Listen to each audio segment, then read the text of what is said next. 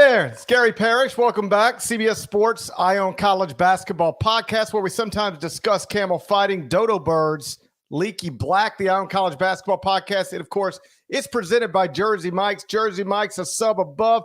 Matt Norlander is here with me. If you're watching live on YouTube, smash the like button like you're Brandon Davies. You obviously have consent. And if you haven't yet subscribed to the CBS Sports College Basketball YouTube channel, I sure would appreciate it if you did that while you're here. Let's get into it. We're going to start this episode with UConn. As you likely know, it was 22 days ago. Time flies, huh? When Dan Hurley's Huskies won a 12th straight game in the NCAA tournament by double digits to secure a second straight national championship. Incredible stuff. Gone from that team, Tristan Newton, Cam Spencer, Donovan Clingan, Stephon Castle. That's 4 starters. Obviously a lot to lose, but in the 3 weeks since the season has ended, Dan Hurley and his staff, they've added the type of pieces that should make UConn a legitimate threat to three-peat as national champions. They got Terrace Reed from Michigan. He just started 31 games for the Wolverines, former top 40 recruit, class of 2022. They got Liam McNeely, a 5-star prospect, ranked 18th in the class of 2024. That's according to 24/7 Sports. And then, of course, on Monday, they added Aid Mahaney, the all-WCC guard from St. Mary's. So now UConn is set likely to return 5 of its top 9 scorers, 1 starter, 5 of its top 9 scorers, and combine it with Aid Mahaney, Terrace Reed, Liam McNeely, and 2 other top 100 recruits from the class of 2024. Norlander, first question, just to keep, with tradition here on the Ion College Basketball Podcast. As we sit here right now, is it clear to you that UConn should be ranked ahead of Purdue? Yeah, it is. It is. Yes. It's clear. It's clear. It's clear to me too. Oh, it's clear to you. I'm glad that you've seen the light. It's clear to me too. Did you just drop a 5 of the top 9, by the way? I think you're of the top 9. Okay. So, and with that, he's including Hassan Diarra, who will return and play point. Samson Johnson, solo ball averaged 11.5 minutes. Keep an eye on him. I think he's got real good potential to break out next season. And then are you including Jalen Stewart in that as well? I believe. Yeah. I mean, he only averaged 2.5 points. So, solo ball didn't even average more than 3.5 points per game. So they will be bigger producers, but they're not returning as established guys. So should be a little bit clearer on that. But I get what you're saying. It's pretty. Of the top 9 scorers on UConn this past season, 5 of them are set to return. That's what I'm saying. I don't know how that was confusing. No, well, okay. Are you ready to declare solo ball will be a 13 All-American? No, I can't go there yet. And obviously with Alex Carabin, we got a decision to make. He's in the draft. He's maintained his college eligibility. He's one of those guys who could, listen, there's no wrong decision. He can reasonably enter the NBA draft and stay in it and probably, or at least possibly, get selected, or he could come back to UConn and try to win a 3rd straight national championship. Yeah. I have him projected as back for now, but as always, we'll see. I'm gonna leave it. You know what? If you don't mind, I'm gonna leave that up to him. But we can speculate on it. Here's everything with Carabin. One, my opinion is that he will get drafted if he stays in. Now, the tricky part is, would he get drafted 37th or would he get drafted 51st? And if he comes back, personally, I will have him somewhere in the, 11 to 20 range overall when we do our list of the top 101 players in the sport. I'll have him in there. He will be in contention to be a preseason All-American, as he should be.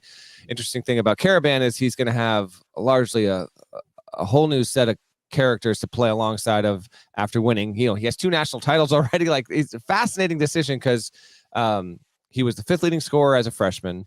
He was the 3rd leading scorer last season. And he would be set up to be UConn's leading scorer potentially, and could help his draft stock all the more. But I think he could go as high as, say, 25 or as low as, say, 50, 52 or something like that. So he is an interesting one. And UConn is now, I reported this on Monday, UConn is in the wait and see mode. It's on Carabin watch, basically to see what he's going to do. Dan Hurley has not used up all of his scholarships, but also will not do that. He didn't do it last year. It's a practice that you see more and more because, frankly, once you get down to scholarship number 12 and scholarship number 13, there's only so many minutes to go around, and having one less person who might be griping over minutes isn't the worst thing for a staff there. So they wait on Caravan, and we'll get to this guy more when we talk Kentucky. But just to clarify, because UConn fans, I think we're waiting to see if we had more. Mahaney committing on Monday publicly. He had vocalized to the staff that he was doing that before Monday. But that's why Kobe Brea is not going to be a Husky. They aren't even recruiting him anymore. And so what you have here is Samson Johnson or Terrace Reed starting at the 5. It'll be Caravan at the 4 if he returns. If not, Jalen Stewart, or that's where, guys who are flirting with staying or going in the NBA draft. Like if Caravan stays in the draft, then I think you will see UConn go and try and get another portal 4-man. At the 3, McNeely, Jaden Ross, sophomore, Isaiah Abraham, who's an incoming freshman. They can all play the 3. There's a lot of interchangeable stuff with the way UConn runs its offense, but I'm trying to put these guys in buckets, GP. And then Solo Ball at the 2, along with freshman Ahmad Noel. And then you've got Diarra and Mahaney. Mahaney can play the 1 or the 2. It's a good pickup, by the way. Mahaney was one of the bigger names. I'm not as high on him as some. Good player, a lot of fun potential. He was a mini revelation at St. Mary's as a freshman. And then last season, he was good, but he did not take the jump that many expected him to take. Stagnated just a little bit. And now a guy who grew up just down the road from St. Mary's, dreaming to play for Randy Bennett, he's going to fly across the country and completely change his scene and surroundings there and step into a program that's the best one in the sport. And he will be tasked with a lot. He won't be asked to absolutely run UConn's offense, but he'll have the ball in his hands plenty. You can argue that he plays and thrives just as much off ball as he does on, but it's a big get, unquestionably, for Dan Hurley and his program there. UConn right now, I know you've got him there. That roster, to me, if Caravan's there, that roster is unquestionably top 5 heading into the season. If you take him off, it might be depending on who they'd get in the portal to play that power forward spot. But overall, McNeely is a huge get, and they've restocked well. And as I half joked on Monday after Mahaney committed, the Dan Hurley portal updates, I'm sitting here in agony. I'm lying on the floor like, this is done. Although I was told that we should probably expect at least one more, later this week for whatever reason. So just keep that in mind. I have UConn up to number 4 in the top 25 and 1 as of this morning, with the addition of Aiden Mahaney. If I'm being honest, if you just stripped away the name UConn and stripped away Dan Hurley and just showed me the roster, I don't think that's the 4th best roster in the country. But yeah, but I'm putting in you, as I know you are too, GP. It's Hurley, and he has that staff can now claim to be the best staff in the country. So you put all of that together. But I will say this and then take it away.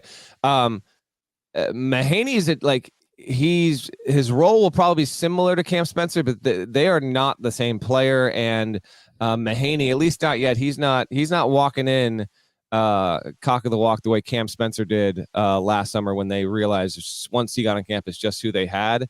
So just keep that in mind, UConn fans. Like, he's going to be a good player, but he's not going to do and be asked to do the same things and doesn't have the same kind of mentality and makeup as Spencer. He's not going to walk in like what? Like cock of the walk. What? Define that for me. You're not familiar with the phrase? Cock walking? No, the cock of the walk. No, I'm not familiar with that. Please. Really? You really? No, anyone in the live chat? Anyone in the live chat ever heard the phrase? I've ever heard that. Tell me what it means. It just means, someone who's, very, very confident and is stands out amongst a group and is, kind of strutting their stuff. You've never heard this? Edwards. That's Anthony Edwards. It's very much Anthony Edwards. Yes. Okay. It absolutely is Anthony Edwards. And okay. I'm here to tell you, Aiden Mahaney will not be Anthony Edwards. That's what I can. Aiden Mahaney, not Anthony Edwards. Tweet that. Correct. Yes. just tweet that without no context whatsoever. How about you tweet it for once? How about you? No context. How about you tweet it for once? I stopped tweeting. I don't tweet anymore. I'm tired of it. I'm over it. It's so ugly. That For You tab ruined it for me. Man, I wake up every morning not knowing what on earth is going on in the world because of that For You tab. It's too much. I don't think this roster is a top 4 roster as currently constructed in the sport, but like, it's Dan Hurley and it's UConn. So whatever. I'm just gonna I'm just gonna believe that they know what they're doing because they seem to know what they're doing. Let me ask you this: are the Mahaney and Brea recruitments connected? Do you have to move off of Brea to secure the commitment from Mahaney? Yeah, They are connected. I think they're connected from UConn's perspective and what Mahaney's going to provide, and not having another. Plus, I think Brea, understandably so, like he was third overall in 3-point accuracy last season, but no one took more threes and made a higher percentage of them than him. And so it was Mahaney over Brea. Yeah, there wasn't going to be two. I'm not going to give you the name, but there was another player that was actually scheduled to visit UConn, and even that visit got canceled because on account of them. Give me the name. Give me the name. Give us the name. Give us the name. Can't give you the name. Oh, boo. Yeah. Boo. I text Rothstein. He's gonna give me the name. He'll give us the name. Okay. So I that makes sense to me then. If you got to take one or the other, I would take Aiden Mahaney over Kobe Brea. I'd love to have them both, but if you're saying you can't secure Mahaney without moving off, then yeah, I would have done the same thing. So we'll see where they go from here. Obviously, Carabin's decision is going to loom large, but I'm just at a point where I'm going to I'm going to have UConn in the top 10 no matter what, and in the top 5 if Carabin's back, and they're going to be among the favorites, perhaps not the favorite to win the national championship. Kansas right now is the favorite at FanDuel at plus 1,000, but UConn's right there in the conversation, and so I don't think there's any getting around this. We spent so much time last season talking about UConn is best positioned, perhaps better positioned than anybody in the past X amount of years to repeat since Florida in 2006 and 2007. Well, Florida in 2008 was not equipped to try to three-peat. They lost everything and didn't add enough stuff to compete for that type of thing. UConn, no matter what happens going forward, do you agree with this? UConn is going to be in a position to realistically dream about winning a third straight NCAA tournament. That's going to be on the table no matter what. I think it should fairly be considered on the table heading into the season. There's a lot of other portal decisions that are going to impact and influence, obviously, where you wind up slotting teams in your preseason / off-season top 10. But with this group, and I think Carabin is the key, it's fair to say that you got to see, Ball, Stewart, Ross, these sophomores that I think will have a chance to really step up and shine. But heading in, it's fair to say that this roster is not as good as the other two that won national championship. And that's totally, by the way, last season's roster is one of the best teams in the past 4 or 5 decades. And the one before that was also super, super good with established studs on it. And, for me, it's like Adama Sanogo, and then Donovan Clingan. Like, now you're going to ask either Terrace Reed and or Samson Johnson to be able to try and get close to representing and replicating what those guys, like, that's a huge ask. So it's in the discussion. Not going to see UConn getting to preseason number 1 status, and there's nothing wrong with that. Doesn't mean they can't eventually get there. Just more pieces that need to prove themselves. And if anything, as you said before, the team's been being given the benefit of the doubt, maybe getting slotted up an extra 2, 4, 6 spots because it has Hurley and it has that staff. Yeah. I wouldn't blame any human. In fact, I think Eamon Brennan, our buddy Eamon Brennan, when he published a preseason top 25, he just put UConn number 1 and said, like, argue with me, really? You think this is stupid? It seems like the smartest thing you could do. And I understand that logic. I do not think UConn will get to preseason number 1. I don't think UConn's roster can match Kansas's roster right now. And I don't think it's going to get to a point where it can match Kansas's roster. Kansas, I believe, is gonna be the preseason number 1. I don't see how anybody can catch them. I don't want to say that. We'll see. But I'd be surprised. If anybody caught them from a roster perspective. So I'm assuming Kansas will be number 1, but UConn's going to be right there with them. And to your point about the rosters, comparing them to recent years, like last year, they did lose a lot, 3 starters, but they were bringing back Tristan Newton, who was better than any returning guard, at least statistically in all the ways, than any returning guard they're bringing back this year. And they were bringing back Clingan, who was, a projected top 10 pick, now maybe going to be a top 5 pick. they're not bringing back that kind of front court player. So they're not bringing back as much. And, we'll see about what they've added. But the thing I think is important to remember about this roster that Dan is going to take into next season is, who thought Cam Spencer was Cam Spencer this time last year? Like, who thought Tristan Newton was going to make the jump from whatever he was to first team All-American? So there's some real internal stuff going on there that I think elevates individuals across the board. And I know that the number I threw out earlier, 5 of the top 9, might not mean a lot to some, because most of those guys were very minimal role players, or at least some of those guys were minimal role players. But there's some development stuff happening in that program where guys are taking jumps year after year and growing into roles as they're needed. And I'm assuming that's going to happen again at UConn next season. Yeah, that's a fair assumption to have. And intriguing team, fascinating, good for the sport to have the 2-time reigning champions be able to reload in a lot of ways. And Mahaney joining the roster, I think, is really, really fascinating. And to see if he can make a jump and really get to that place where he is, potentially a top 10 to 15 guard in America, which was the expectation after his freshman season. He did not come close to getting to that this past season. That'll be one to watch. And they are reloaded, and now we just wait on Caravan, and that'll probably be a few weeks here as he goes through the pre-draft process. He's going to work out with a number of teams and then decide, does he want to for sure just be – I cannot see how he doesn't get drafted personally. It would be stunning to me if he wasn't picked. However, there's a real case to be made that if he does come back and does turn into an All-American, he will go even higher and be a surefire first-round pick next year. And if that were the case, there's obviously a lot to be said that. So keep an eye and wait on that. I would think mid-May at the earliest on Caravan's decision.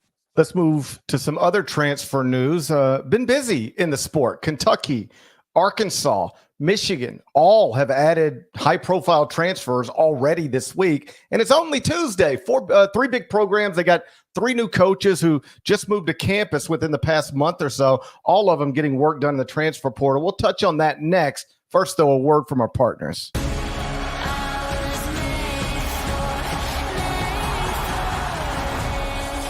Europa League semi-finals on CBS Sports Network and streaming live on Paramount+. You were made for this.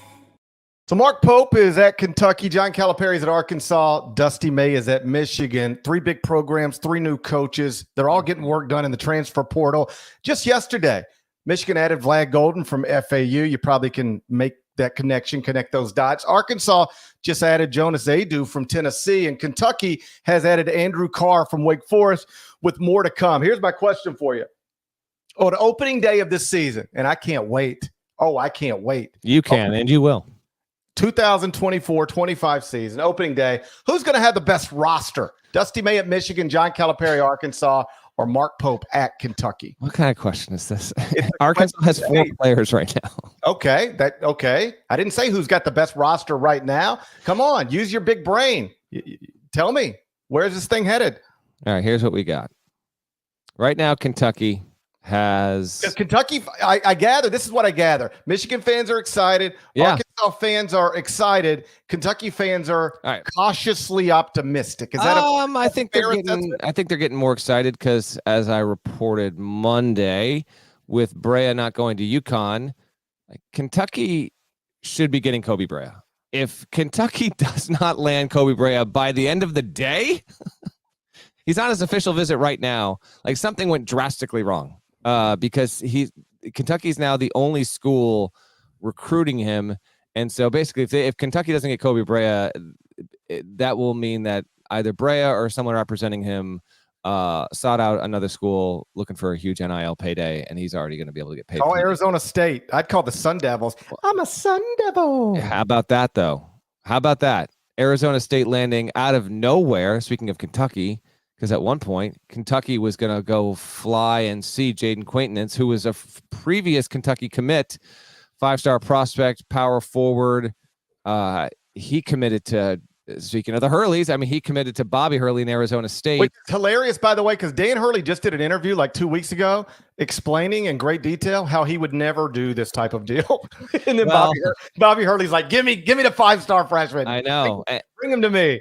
And I think Quaintance is young enough where he's going to have to He's 2 years away from being in the draft. Yep. So if he's a really, really good player, that's good news for Bobby Hurley, Arizona State, moving into the Big 12, oh, by the way, and getting Quaintance. Also, I don't know how much he's paying, but allegedly a humongous number NIL-wise attached to Quaintance. So good job on Bobby Hurley for getting that done. That was also another headline earlier this week. So Brea should go to Kentucky, and if that happens, I think that's a major boon to get closer to answering your question here, because right now Kentucky has Amari Williams, who I think is a quality big man from Drexel, Andrew Carr from Wake Forest, who is a stretch 4, 6'10". He was pretty good piece at Wake Forest last season. Hunter Salas was a key guy there. Efton Reed was a huge guy there. Carr was not, if you're a Wake fan, it wasn't lost in the mix, but if you weren't dialed into Wake Forest, you probably didn't know who Andrew Carr was, but he's considered to be a pretty good ad for Pope in Kentucky. Otega Owe from Oklahoma. Colin Chandler's coming in after a 2-year mission. So he's, this 20-year-old freshman who was in the top 40 of his recruiting class. Lamont Butler, defensive specialist, will play the point. And then Travis Perry, who's a homegrown kid and should probably get some real minutes there. He's on the roster. So they wait on Brea. Great Osibor just finished his official visit, the Utah State transfer, and now he's going to go to Louisville and then Texas Tech, and then he'll wrap up with Washington. Danny Sprinkle coached Great Osibor at Montana State and Utah State, so Washington considered the favorite on the outside looking in here, but if it's not Washington, I think it'll be Kentucky. And then if Jackson Robinson, who is testing the draft waters, if he decides to come back to college, I would expect Jackson Robinson, who played for Pope at BYU, I would full on expect him to go to Kentucky. And that's a pretty good start there. Arkansas, I reported Monday night, Jonas Adu is going there. So that's a good ad, but Arkansas, it's Adu, Big Z, and then 3 of the 5 freshmen that were going to Kentucky under Cal. We wait on other portal additions. I think the biggest name that people are waiting on is if and when Janelle Davis from FAU chooses to play for Cal at Arkansas. He's a highly rated transfer, obviously considered to be a top 5 to 10 name on the board in the transfer cycle this season. That would be big. Will John Calipari be able to recruit a roster that matches what Kentucky has? I think there's a real chance for it. But it is intriguing to see Cal at Arkansas and Pope and Kentucky in general kind of put the race on here with the portal, trying to get names. The portal, by the way, closes tomorrow at midnight. So we are, I don't know, GP, what are we, 38 hours or so away from this thing closing there. Who will have the best roster on opening day? I guess I'd lean Kentucky, although I like Michigan a lot. I do. It's got Vlad Golden at the 5, Danny Wolf, who I saw play at Yale, Danny Wolf, man, he's a player, really smart, great passing, big man, has a real chance there. Sam Walters from Bama. I mean, you can go down the roster if you want, GP, but Roddy Gale, Nimari Burnett's back, Trey Donaldson from Auburn, Will Cheddar's back. I really like the Michigan roster. Mm-hmm. And it's better than the other 2 right now, but I think when we get to the end of the finish line, I think Kentucky will have the best roster, I think. Yeah, I think you're right. Michigan's is the best right now. They've added, I believe, 6 transfers. Now there was some, tell me if you remember this. I remember seeing it and then I bookmarked it and then I probably deleted it and whatever. But somebody had looked at schools that had enrolled in advance of last season, 7+, I think that was maybe the number. Okay. Transfers. And it was these are the X amount of these are the X number of schools that enrolled at least 7 Division I transfers.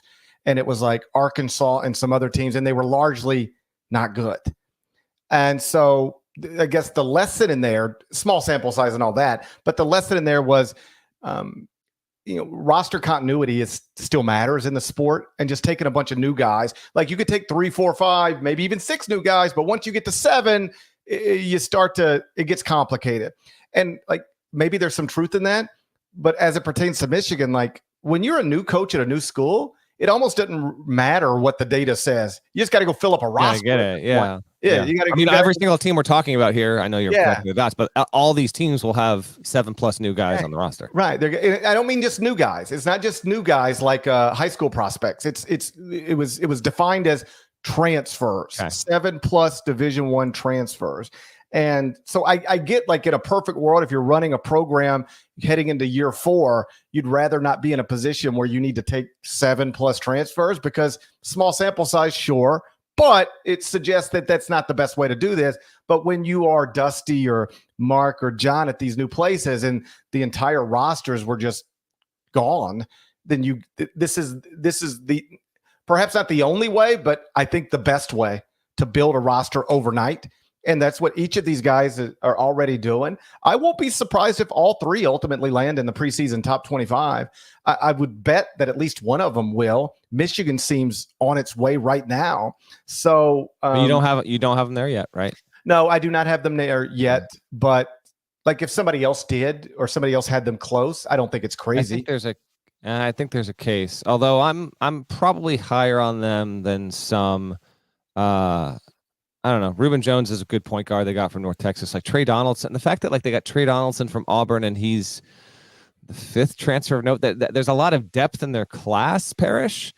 And Golden and Wolf are 2 different kinds of bigs. And so I actually think that you can play with both of them. That'll be an interesting thing to watch with Michigan. And Jace Howard's still on the roster, by the way. Now we'll see if there's any more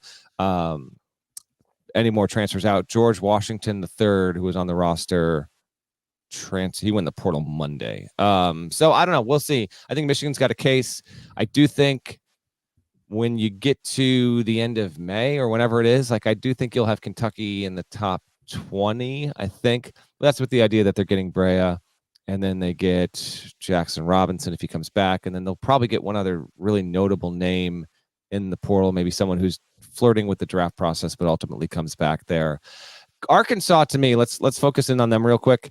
Adu's a big one. Adu was considered a Baylor lean for about 2 weeks. He considered Baylor, Carolina, and Arkansas. Apparently, and listen, go get the cash, man. I don't care. But the word on the street was Adu's NIL price was quite hefty there. And listen, 2 and 2 together, Arkansas is working with one of the deepest war chests that's out there now. And so for Cal and his staff to be able to get a really, like, he's a different kind of big than Zvonimir Ivisic. Those are the 2 college players that have committed, and then the other 3 are all incoming freshmen that were in Cal's class that was going to Kentucky.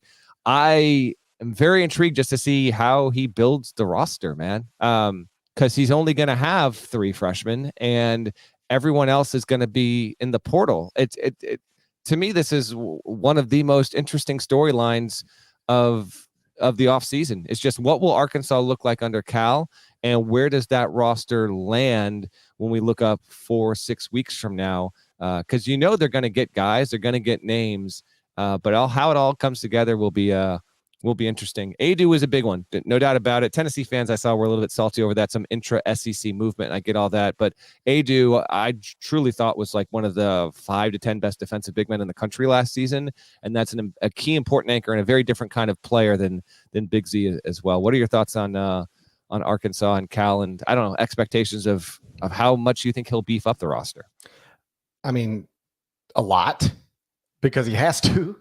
And no, but I'm talking, like, do you think that we will get to our offseason Arkansas shoot around episode and we're going to talk about a team that Calipari has been able to recruit at, like, top 15 level? I'm not sure we're going to get there, which, it's not sky is falling stuff by any means, but it would be intriguing if that was the case, if Cal got the Arkansas job and then you look up and they're like, okay, let's just kind of wait and see. And if there's more mystery to it than some Arkansas fans might have thought a few weeks ago. I think he'll have one of the 20 best rosters in the country by the time we get to opening day. I don't know exactly what it's going to look like, but if you just blindly say that about John Calipari for like the past, nearly 20 years, you're going to end up on the right side. True, but most of those were freshman oriented. This one will not be. That's why it's interesting to me. He's still going to have the 3 of the best freshmen. 3 good freshmen. I know.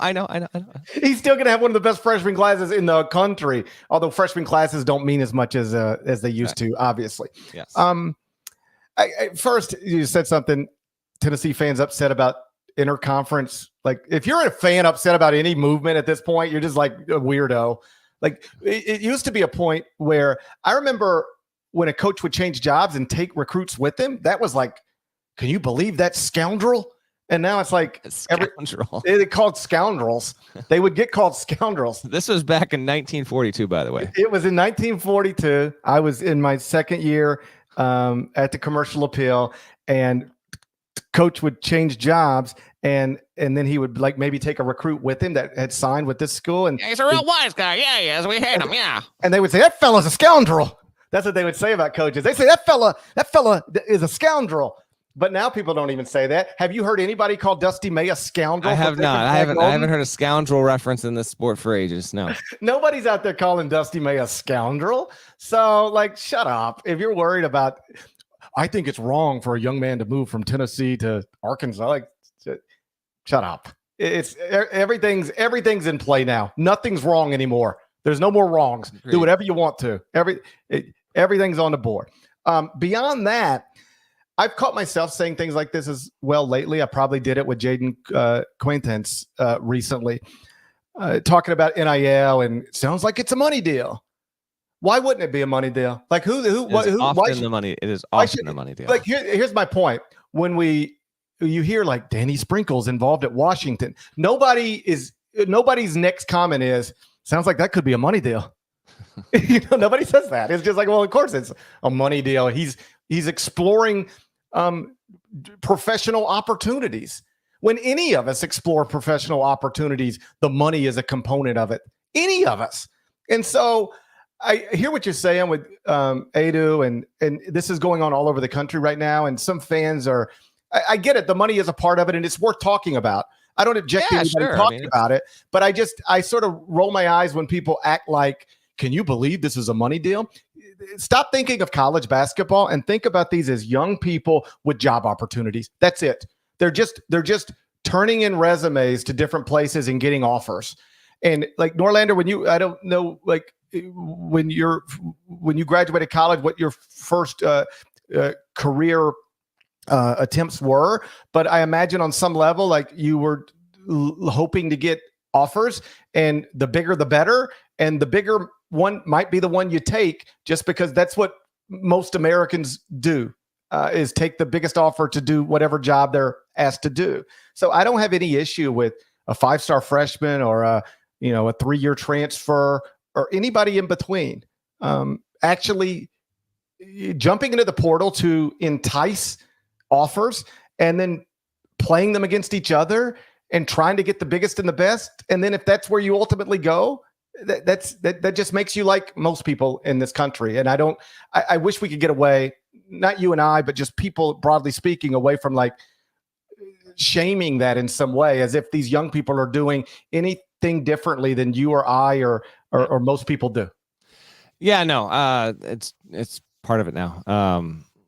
I mean, this just is what it is. It's leading to just an outrageous amount of consternation behind the scenes, because there was a lot of stuff that we're not going to go down this road right now, but that this portal cycle has led to.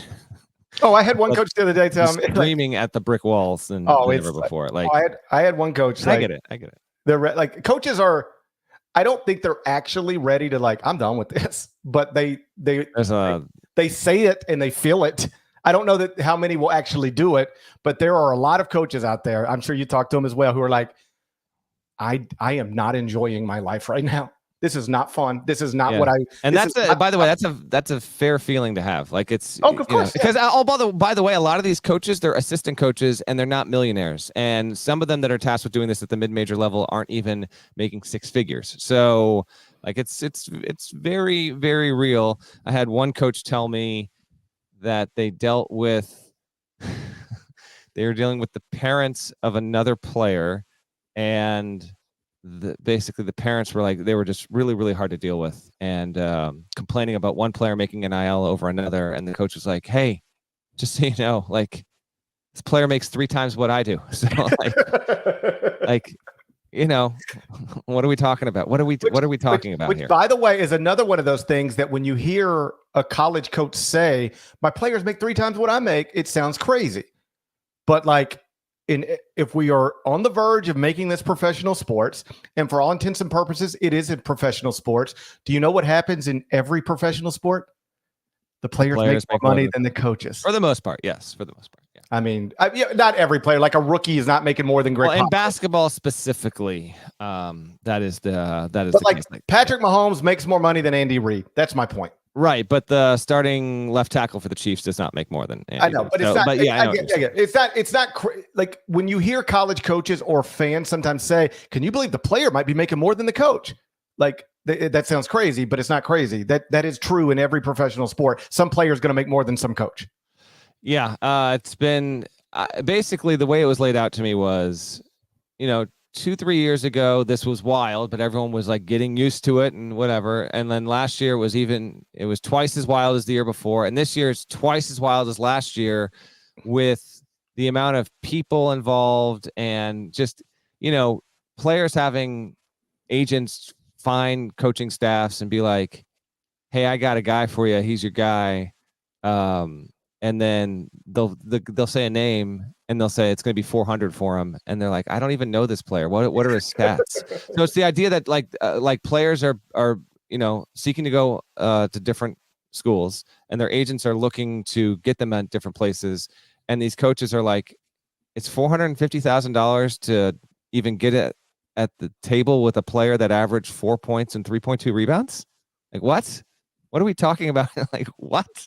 So, hey, chase the money all you want, but it has caused, it has caused a lot of consternation. And by the way, again, the feelings from coaches are completely validated. They need to have a better system than this. That is undeniable. This system is not healthy for everyone involved. It's just not. It is not a healthy way of doing this. And there was a report Monday from Pete Thamel and Dan Murphy from ESPN. Although this is not new. This has been being talked about for a while now. I think it's kind of getting some renewed life here because you're having like some of these conferences are having meetings and ADs are talking, but they're basically trying to figure out a way to have, a way to be able to pay players to play college sports. And we're still a ways from that. Like it's still way down the road, but it was a notable headline that popped up on Monday night, and we'll get there eventually. But this will burn people out, and it will send coaches fleeing from the profession. Just as one example, Dan Muller, who was former coach at Illinois State, happens to be a huge Chicago Bears fan. So we were talking a few days ago just about the draft and all this stuff. And I just asked him, I was like, hey, are you done? He's like, man, I want nothing to do with that sport right now. He's like, never say never, but he's got a consulting business. He's living outside of Nashville. He's loving his life. He got to be a head coach for close to a decade and, was a high major assistant for a long time. But he's like, are you kidding me? You think I want to go back into that right now? Because he still has obviously tons of friends who are still coaches. He's like, I got no interest in doing any of that. Right. So you will, if this does not improve, you will see more of this. And that actually does have downstream effects. There is a brain drain where if you are getting people who are 27, 30, 34, 38 years old who would be eventually promising head coaches, but they are so torn up and pushed out by this stuff because the process of trying to build rosters and deal with the portal is so taxing, then you can't feel it in the moment, but you'll feel it down the way. You just will. Like you're gonna push more coaches out. You'll push more coaches out earlier than expected. The biggest names that we know, we've already seen some of this. It'll still continue to happen. I can't tell you how many head coaches have told me in the past 12 months, you will not find me doing this X number of years from now. You will not find me I will not be a head coach at 65 years old. I mean, I've had Ed Cooley tell me multiple times, if you see me coaching past the age of like 60, you can tell me to go F myself. So just, we kind of went off on an unexpected tangent here, GP, but that's a major, major thing out there. And it's all the more timely and newsworthy here because, again, the portal will officially close for anyone that wants to enter by tomorrow night at midnight. And then obviously the players, once they're in the portal, they can take however long they feel they need to decide on where they're going. But I would expect one last push, one last gush, one last wave of notable names here now that they're up against it. And then, we'll see who's in there. And we'll see whether Arkansas, Kentucky, and others can continue to build on the rosters. Because this is the free agency period. And I'm getting a text right now that, hold on. Does this just break? Hold on. I'm getting a text. Okay, I'm not going to. Congrats on getting a text. That's news related, but I don't know if I can go with it. Norlander once again. Sorry, I got it in real telling us time. something without actually telling us anything. Sorry, if I can give it to you right now, whatever. Give it to me right now. Okay, it says bread. I don't know. It's a Brea text. I don't know what this means though. So we'll see if I can get. Anyway, that's that. Anything else we can wrap on? RJ Davis, I reported a week ago he was staying. He still hasn't announced. I think that's happening today. Haven't we always assumed RJ Davis is staying? Like, where's he going? I know. Well, I think there was just like, could he get go to the G League? Well, there was, he was a top 5 player. He's good, but the NBA doesn't want him. So where is he going? It's like Hunter Dickinson. What's he gonna? Yes. What's he gonna do? I don't know. Go play for the Memphis Hustle or make a lot of money at Kansas? Oh, let me guess. I guess he'll probably stay at Kansas. Same thing with RJ Davis. They're amazing college players, but there's nowhere great for them to go. So they just stay at the great place they're already at.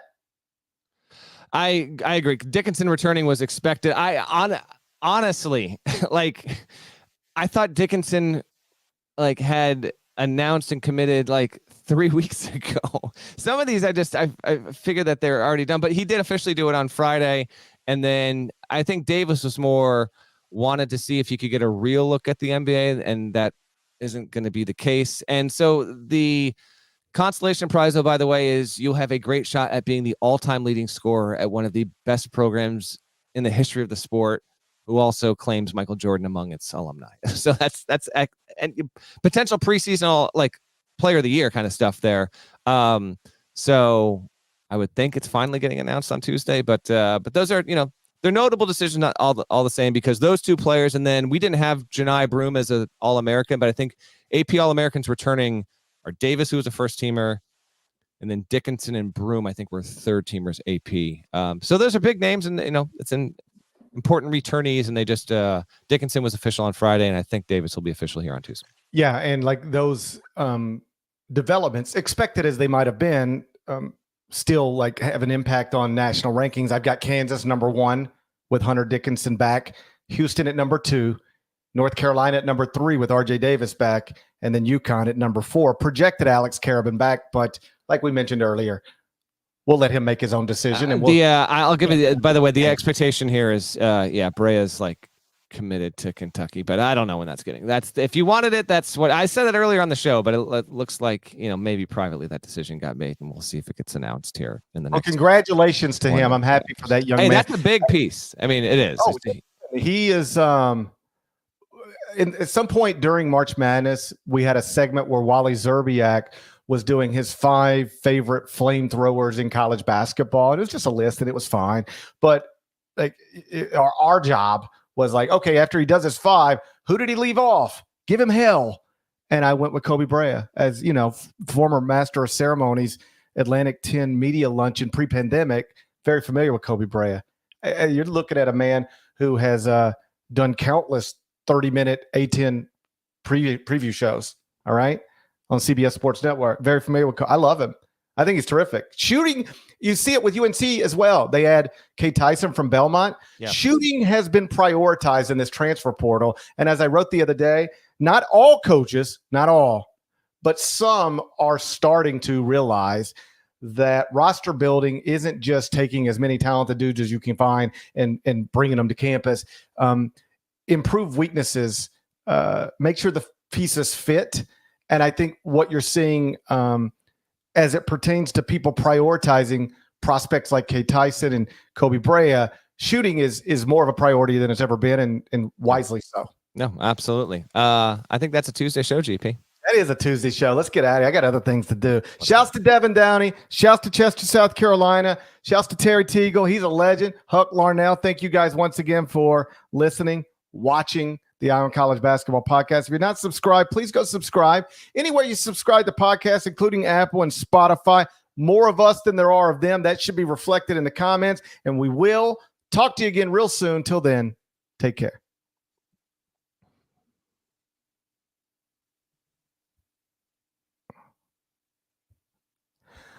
Do we